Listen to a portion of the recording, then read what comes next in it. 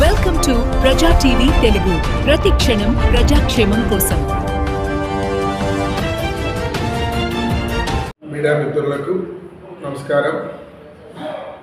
నిన్నటి దినం ఆర్భాటంగా ఆర్భాటాలతో గౌరవ ముఖ్యమంత్రి గారు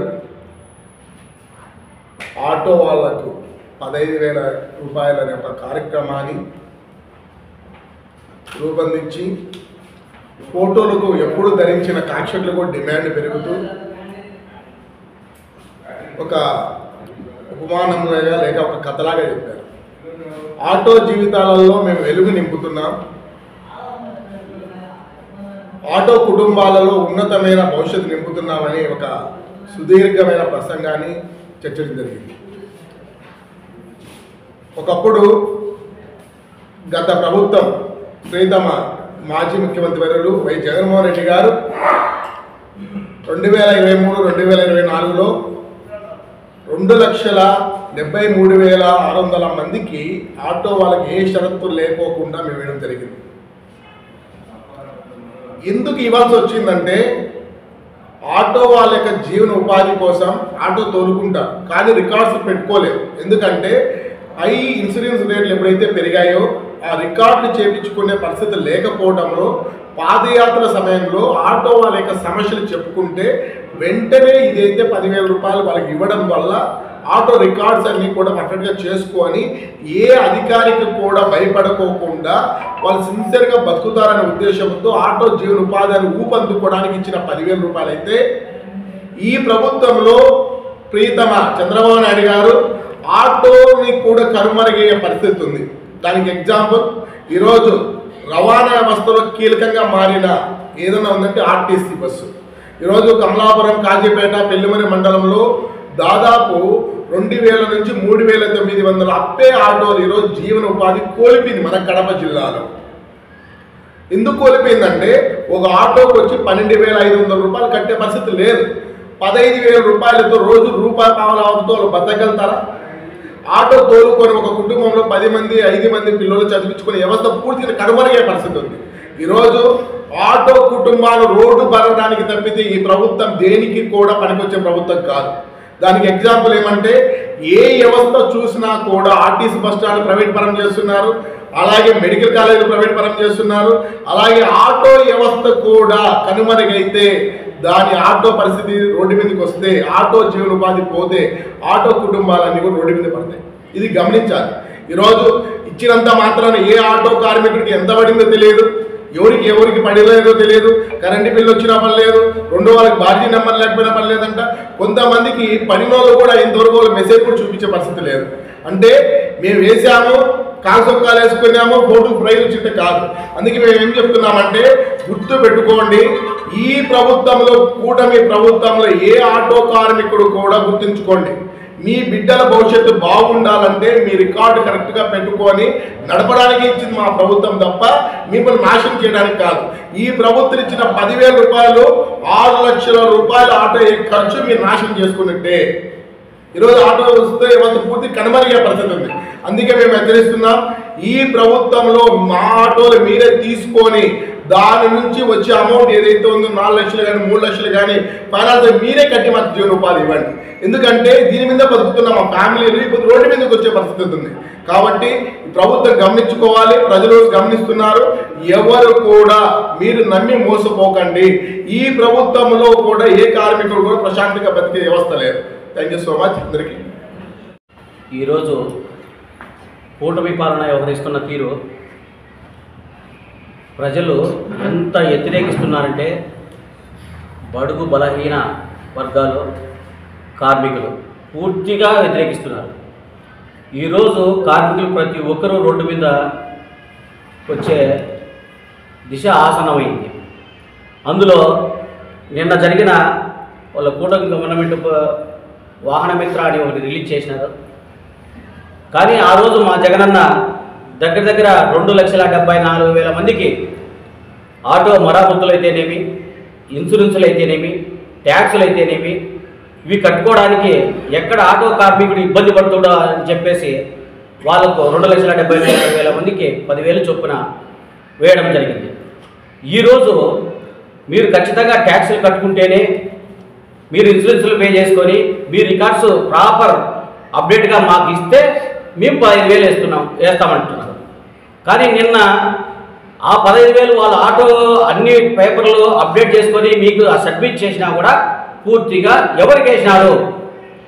మీరు ఎలాగైతే ప్రాజెక్టుల ముందుకు పోయి శిలాఫలకాలు వేస్తారో అదేవిధంగా నిన్న కార్యక్రమం అయితే ఆటో ఛానల్లో బెదిరించుకొని ఆటో వాళ్ళను ర్యాలీగా పెట్టుకొని ఒక 100-200 ఆటోలు వాళ్ళకి కాయ చక్కాలు వేయించి ముక్కుబడిగా ఫోటోలకు మాత్రమే పోజులు ఇచ్చే కార్యక్రమాలు మీరు చేశారు.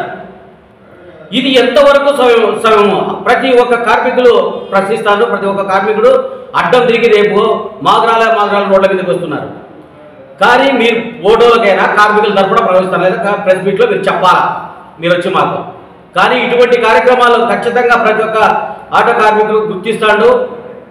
వాళ్ళ భావితరాలు ఈ ఆటో కార్మికులతో అనగదొక్కడం అయితే కార్మికులు అనగదొక్కడం అయితే ఈ విధంగా చేస్తే మటుకు మీకు కూటమి ప్రభుత్వం గత ఈ 5 సంవత్సరాలు కూడా మీరు ఉండడానికి ఇల్లు లేకుండా కార్మికులు ముందుకు వస్తారు. అదేవిధంగా ఈరోజు ఆటో కార్మికుడు ఏ విధంగా అయితే వాడికి పూట కూడా జరగకుండా జీవనం సాగిస్తున్నాడో మీరు మద్యానికి అలవాటు చేస్తున్నారు. మద్యం ఈ రోజు అయితే ఏరులై పారుతుంది. అది నాణ్యమైన మద్యం అని చెప్పేసి పానిపూరి బండ్ల మాదిరి కొట్లు మీరు అరేంజ్ చేసి ఖచ్చితంగా మీరు నకిలీ మద్యాన్ని ఇళ్లలో తయారు చేసి ఈ కూటమి నాయకులు అమ్ముతున్నారంటే ఇంత నీచమైన సంస్కృతి ఎవరికైనా ఉందంటే ఒక కూటమి ప్రభుత్వానికి టీడీపీకి మాత్రమే ఉంది. ప్రతి ఒక్క టీడీపీ నాయకులు ఇళ్లలో మద్యం యథార్థగా అసలు నకిలీ మద్యం ఈ మద్యం తాగితే వాళ్ళు హాస్పిటల్ పోవడానికి సరైన హాస్పిటల్ లేక 17 హాస్పిటల్ మా జగనన్న గవర్నమెంట్లో కట్టిస్తే అవి కూడా మూలం చేశారు. ఇప్పుడు ఈ సామాన్య ప్రజలు కిడ్నీ సమస్యలు అయితేనేమి ఈ సమస్యలు కార్మికులు ఏ విధంగా ఎక్కడ చూపించుకోవాలా? కానీ ఇంతకుముందు మా జగనన్న గవర్నమెంట్లో మెడ్రాస్కి వెళ్ళే ఆరోగ్యశ్రీ వర్తించేది, బెంగళూరు వెళ్ళే ఆరోగ్యశ్రీ వర్తించేది, మన దగ్గరలో ఉన్న తెలంగాణ వెళ్ళే కూడా ఆరోగ్యశ్రీకి వర్తించేది. ఈరోజు ఆరోగ్యశ్రీ పూర్తిగా అట్టకెక్కింది. ఏ ఆరోగ్యశ్రీ మీరు వర్తింపజేసిన హాస్పిటళ్లకు వాళ్లకు ఫండ్స్ ఇవ్వడం లేదు, వాళ్ళు పూర్తిగా పట్టించుకోవడం లేదు పేషెంట్లు. ఈ విధంగా ఆరోగ్యశ్రీ గుడ్డుబడి చేశారు. 104 అయితే అసలే కనిపించలే, 104కు డీజిల్కి లేవని చెప్పేసి నిలబెట్టేశారు. ఈ విధంగా మీరు కనుక హింసిస్తే కార్మికులు ఖచ్చితంగా రోడ్డుకి ఎక్కుతారు. కూటమి గవర్నమెంట్ను పూర్తిగా కాలలు పట్టుకొని అడిగే స్టేజ్కి వస్తుంది. ఓకే, తస్మాత్ జాగ్రత్త. మీడియా మిత్రులకు నమస్కారం. ఈరోజు ప్రెస్ మీట్ వాహన మిత్ర గురించి. గతంలో 2023లో లోకేష్ బాబు గారు పాదయాత్ర చేసినప్పుడు ఆటో డ్రైవర్లతో ఒక సమావేశం పెట్టి దాదాపు ఆంధ్రప్రదేశ్లో 13 లక్షల మంది ఆటో డ్రైవర్లు ఉన్నారు. కేవలం 2,70,000 మందికి మాత్రమే జగన్మోహన్ రెడ్డి వాహన మిత్ర ఇస్తున్నాడు, మిగతా వాళ్ళందరినీ కూడా మోసగిస్తున్నాడు అని చెప్పేసి ఒక స్టేట్మెంట్ ఇస్తున్నాడు. ఇప్పుడు 2023లో ఆయన స్టేట్మెంట్ ఇచ్చినాడు. 2023 నుంచి ఈరోజు 2025 దాదాపు 2 సంవత్సరాల 7 నెలల కాలంలో మీరు ఈరోజు అంటే మీరు చూపించే గణాంకాలు ఏంటంటే 2,90,000 మందికి పైగా మీరు వాహన మిత్రను ఇచ్చామని చెప్పేసి ఆర్భాటంగా నిన్న సభలు పెట్టి సంకలు గుద్దుకున్నారు. అయితే ఈ 2 సంవత్సరాల నా క్వశ్చన్ ఏంటంటే ఈ 2 సంవత్సరాల 7 నెలల కాలంలో మిగతా 10 లక్షల మంది ఆటో డ్రైవర్లకు ఏమైనా కానీ సాఫ్ట్వేర్లో కానీ లేకపోతే ఆర్టిఫిషియల్ ఇంటెలిజెన్స్లో కానీ ఏమైనా ఉద్యోగాలు ఏమైనా ఈ కూటమి ప్రభుత్వం చూపించిందా అని చెప్పేసి నేను ప్రశ్నిస్తా ఉన్నాను. గతంలో మా జగన్మోహన్ రెడ్డి గారు ఆటో కార్మికుల దుస్థితి చూసి 10,000 రూపాయలు ఆ ఆటోల మరమ్మతుకు, తర్వాత వచ్చేసి ఇన్సూరెన్స్ కట్టుకోవడానికి అని చెప్పేసి నెల సంవత్సరానికి 10,000 రూపాయలు ఇచ్చేవారు. ఈసారి చూస్తే 2025లో చూస్తే కూటమి సర్కార్ అనేక నిబంధనలను పెట్టింది. ఖచ్చితమైన రికార్డు సమర్పించాలని చెప్పి, ఎఫ్సి ఉండాలి, ఇన్సూరెన్స్ ఉండాలి, ఖచ్చితంగా వాహనం మంచి స్థితిలో ఉండాలని చెప్పేసి ఇత్యాది నిబంధనలన్నీ పెట్టేసి దాదాపు కేవలం 3 రోజులు మాత్రమే సమయం ఇచ్చి అర్హులు ఎవరికి కూడా అందలేదని చెప్తారు. ఎందుకంటే 3 రోజుల సమయంలో వాళ్ళు క్యాస్ట్, తర్వాత వచ్చేసి ఇన్కమ్ సర్టిఫికేట్, తర్వాత వచ్చేసి ఆటోలకు ఏమైనా కానీ ఎఫ్సి కానీ పెండింగ్ ఉంటే 3 రోజుల కాలంలో పూర్తి కాలేక చాలామంది ఈ పథకాన్ని కోల్పోయినారు. సో దీనివల్ల కొన్ని లక్షల మంది ఆటో డ్రైవర్లు ఈ పథకాన్ని కోల్పోయారు. అంతేకాదు కూటమి ఉచిత బస్సు ప్రయాణాన్ని తీసుకొని వచ్చింది. ఉచిత బస్సు ప్రయాణాన్ని తీసుకొని వచ్చి ఆటో కార్మికుల నడ్డి వెలిచింది ఈ కూటమి సర్కారు.